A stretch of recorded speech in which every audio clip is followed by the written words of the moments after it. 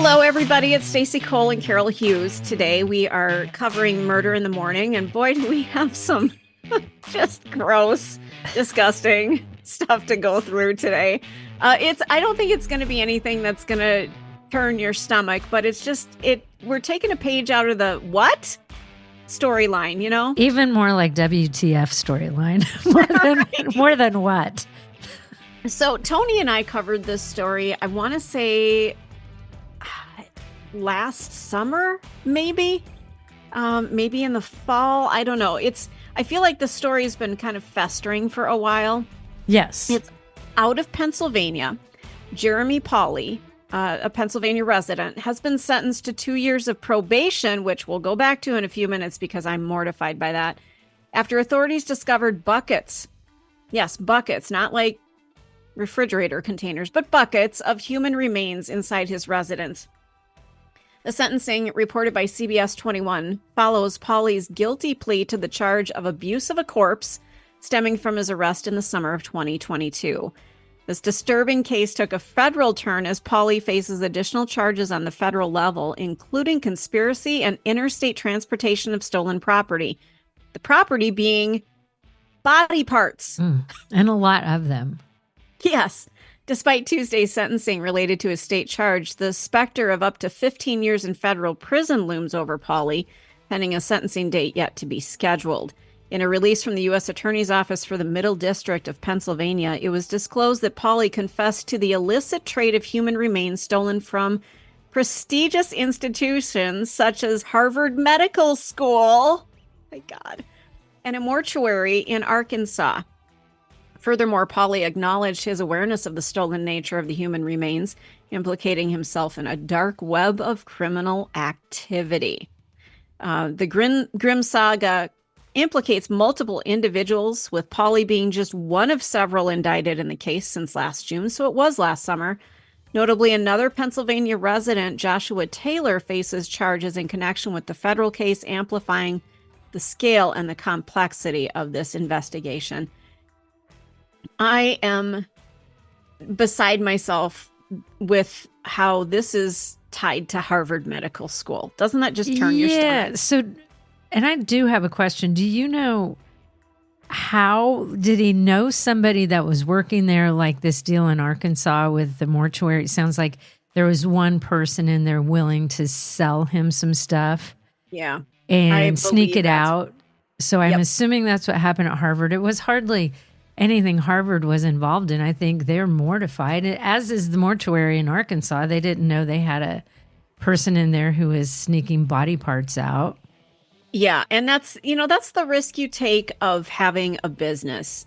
Is somebody doing something on the side with your materials, whether it's human remains or maybe you're, I don't know, a office supply place and somebody's stealing Sharpies and selling them on the black market, or, who knows, but it's a risk you take when you have employees. But this takes it to such a whole different level now. These are human remains, people who were donated to science in the case of Harvard Medical School, and then their bodies weren't treated with the dignity and respect that the donors thought would be happening. To me, if you start dangling money in front of people, it's really easy to get them to go, yeah, I could use a few $1,000. Who's going to miss this hand? Mm-hmm. But the woman in Arkansas, so she was mandated to go under mental evaluation, which I'm like, I would like to know a little bit more about why that, and why they didn't just charge her immediately, like why the mental evaluation. This could all just be strictly motivated by money. Right.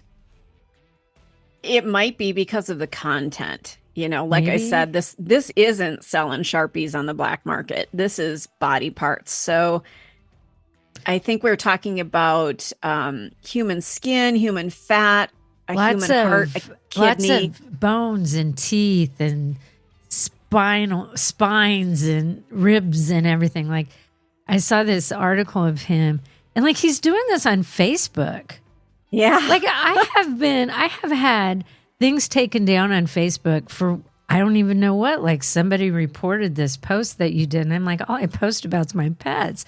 This guy's holding up handfuls of human ribs. And his page is still going. And I posted something about, I don't know what. And that got taken down. Yep.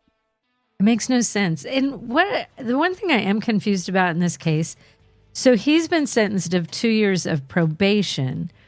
On this one, yeah. But is there also another pending trial for him, like at the federal level?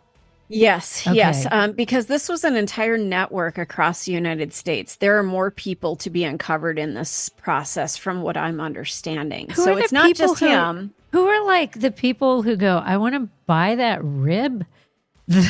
That's something I need in my house. Right. Like, what? You know, I sit on Amazon sometimes and look at, little sparkly things to put on my walls, but I'm not looking up, I could really use a trachea to put in my windowsill. I mean, I need that right there in a nice little shadow box. Right. And this guy, seriously, Jeremy, he looks out of central casting for this particular role. He does. He absolutely does. Like he's this guy who literally half of his entire head is tattooed in his face, dyed his eyeball black on the one side, and then has these spikes in the middle of his head. So he just looks like the guy you would cast to play his part in the movie. Well, maybe he can play his part in the movie. Well, he's only on probation right now, so he certainly could. It's just such a, and there's nothing wrong with being tattooed, but this guy absolutely fits this bill. And how do you dye your eyeball black? I don't know, but I've heard some real horror stories about doing that. So I'm glad that worked out for him in his life. But I've heard of people going blind from that. Well, yeah. I don't have any words. I just, my ex-husband is a physician, and I remember when he was first in medical school, we were married then. And I remember him coming home smelling like formaldehyde from, having to work with a cadaver. And when they were done with their studies with this specific cadaver, because they were all assigned, each group got their own cadaver to work on for the semester or quarter or whatever. When they were done with the body, they would do a ceremony, and then the body would typically go to cremation or whatever and be returned to the family. There was so much dignity and respect. Like I couldn't ever go I could drop him off at medical school in Minnesota, but I could never go into the lab because the cadaver was not something that you went to go gawk at. This was a coveted opportunity that, these doctors were actually working on a human body and training and learning things.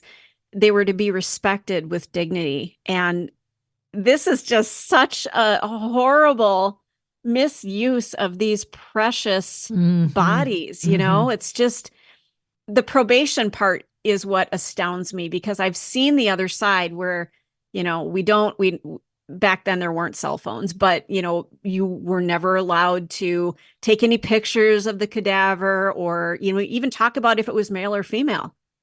You couldn't talk about it because of the respect and dignity that you had to have for them because of what they sacrificed. Their family donated them, thinking that they would be treated with care. And so I think Harvard Medical School has a lot of repenting to do here. Well, as does the mortuary in Arkansas and the woman who made the money off of this. Exactly.